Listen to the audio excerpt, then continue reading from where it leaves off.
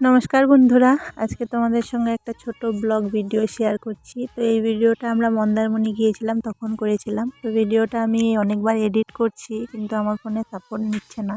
তো আবারও একবার চেষ্টা করছি, জানি না কি হবে। একবার এক এক রকম ভয়েস দিচ্ছি, সুন্দর হচ্ছে ভয়েসগুলো, কিন্তু আমার সেভ হচ্ছে না।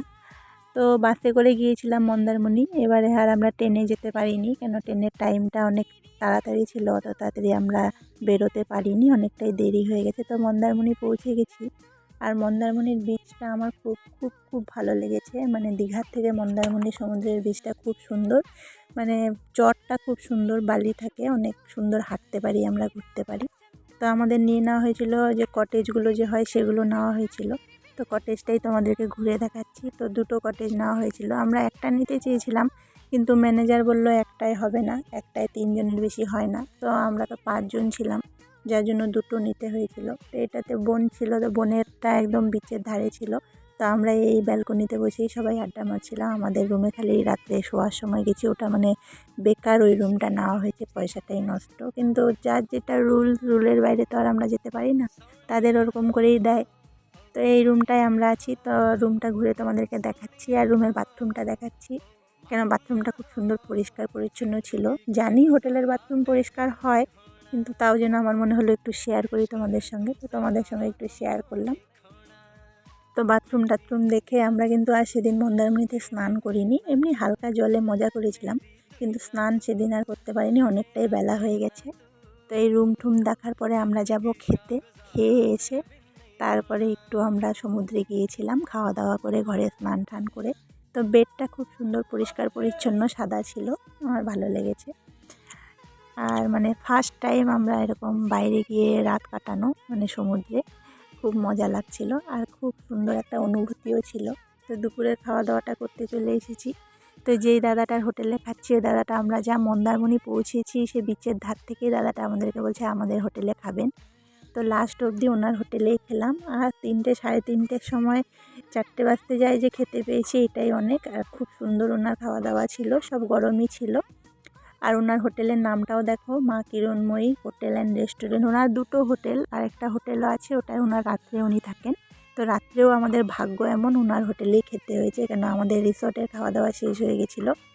আমাদের রাত্রের খাওয়া দাওয়া করতে করতেও 12টা বেজে গিয়েছিলো।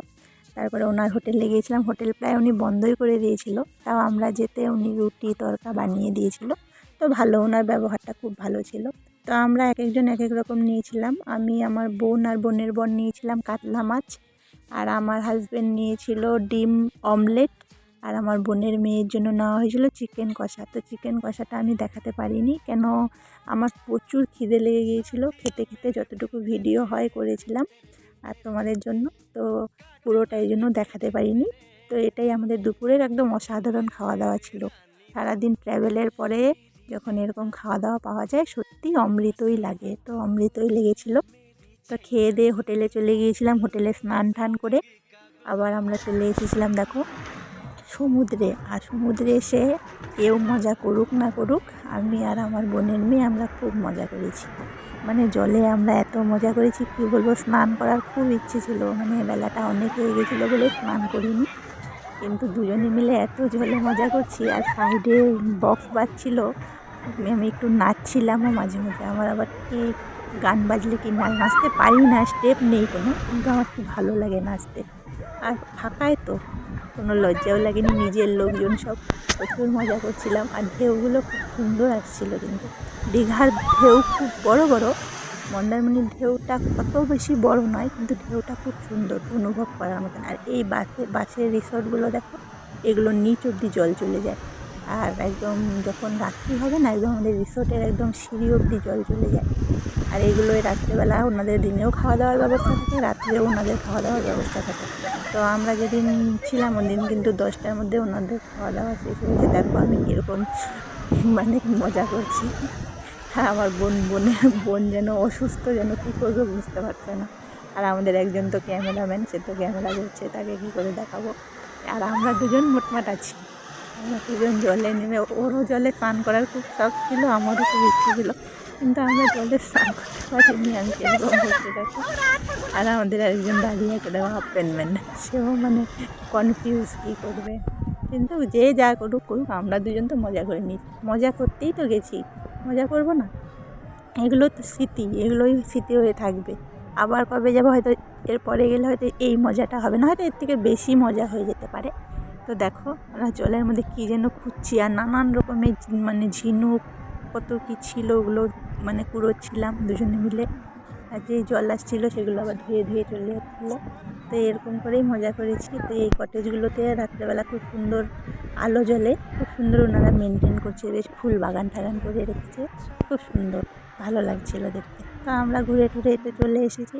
আমরা স্নান করে যাইনি, এইবার মনে হয় স্নান করবো, স্নানের আগে একটু ভিজেছিলাম।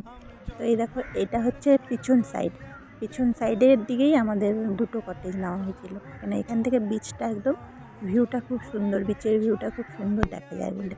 আর ওনাদের কিন্তু টাইমিংটা খুব সুন্দর, অনেক রাত্রি অবধিও খোলা থাকে, আর সকালেও অনেক তাড়াতাড়ি ওনারা এই পাশের গেট খুলে দেয়। কিন্তু দীঘায় আমরা কিন্তু গেছি, ওনাদের আবার টাইম রেস্ট্রিকশনটা খুব বেশি, ওনাদের 10টার আগে বন্ধ, এদিকে 8টা 9টা বেজে যায়, ছাদের দরজা খুলে না। মানে ঠিক বলবো, আমার দীঘাটা তো দীঘায় বেশি, আরও এর থেকে বেশি কস্টলি ছিল, কিন্তু সেই হিসাবে ওনাদের এটা ভালো নয়, ফেসিলিটিটা ভালো নয়। তো এনাদের এই রিসোর্টটার নাম হচ্ছে পান্ত তীর্থ। যারা যারা গেছো তারা তো জানোই, কিন্তু রিসোর্ট হিসাবে রিসোর্টের নামটা মনে হয় মানায়নি। ওনারা এত বড় একটা বুদ্ধদেবের মূর্তি রেখেছে আর নাম দিয়েছে পান্ত তীর্থ। তো ওনারা খুব সুন্দর মেনটেন করেছে, কিন্তু ফুল বাগান টাগান দিয়ে খুব সুন্দর সাজিয়েছে, খুব ভালো লেগেছে। আবার বেগুন গাছও লাগিয়েছে, বেগুন হয়েছে। আমরা এখানেও বসে রাত্রেবেলা মজা করছিলাম, একটু ফটো টটো তুলছিলাম। আর খুব সুন্দর ফুল গাছগুলোতে খুব সুন্দর ডালিয়া ফুল হয়েছে, গাঁদা ফুলগুলোও অনেক বড় বড় হয়েছিল। তা আমরা ঘুরে এসে আমার বর একটু এগুলোর ভিডিও করছিল, তো ওই ভিডিওটাও নিচে, ভিডিও আরও অনেক বড় হতো, আরও অনেক অনেক অনেক জিনিস আছে, কিন্তু ভিডিওটা আমার যেহেতু সাপোর্ট নিচ্ছে না বলেই আমি পুরোটা নিলাম না। তো এটাও ভয়েস দেওয়ার পরে কি হচ্ছে দেখি। তো একটা ছোট ভিডিও করেছিলাম, ব্লগ ভিডিওর মতন। তো আশা করি তোমরা দেখবে আর ভালোবাসা দিবে, আর আমাদেরও স্মৃতিগুলো মানে স্মৃতি হয়ে থাকবে, এগুলো থেকে যাবে। অনেক সময় এগুলোই মনে পড়ে, ফোনে তো সব কিছু সবসময় রাখা সম্ভব নয়, যেহেতু কাজের ফোন, সব যেগুলো ভিডিওগুলো এডিট করে আমি ডিলিট করে দেবো বাদবাকিগুলো, তাই একটা ছোট করে যতটুকু করা যায় ততটুকু করেছি। আশা করি তোমরা ভালোবেসে দেখবে, আর ভালো লাগলে নিশ্চয়ই লাইক কমেন্ট শেয়ার করবে। ফুলগুলো দেখো, গাঁদা ফুলগুলো আমাদের ঘরের এখানে এত সুন্দর হয় না বড় বড়, তারা মেনটেন করে বলেই তাদের গাঁদা ফুল গাছগুলো কি সুন্দর বড় বড় হয়েছে। আমরা কিন্তু ফুলও চুরি করেছিলাম দুজনে মিলে, ওনাদের কিন্তু ক্যামেরা লাগানো থাকে তাও। আর দীঘায় গেছি এইসব খাবো না, দীঘা মন্দারমণি খেয়েছিলাম, অনুভূতিটা একদম ভালো নয়। কাঁকড়াটা যা খেয়েছি ওটাই ভালো লেগেছে, আর এই যে আমুদি মাছ চিংড়ি মাছ ছোটো ছোটো খেয়েছি, একদম ভালো লাগেনি, মুখের স্বাদটাই নষ্ট হয়ে গেছিলো বন্ধুরা। তো কে কে এরকম দীঘা মন্দারমণিতে গিয়ে এইসব মাছ খেয়েছো কমেন্টসে জানাবে। এই অক্টোপাসগুলো দেখলেই তো ঘৃণা লাগে, কী জানি বাবা কে খায়, আমরা খাই না, আর আমার খাবার কোনো ইচ্ছাও ছিল না। তো ভিডিওটা কেমন লাগলো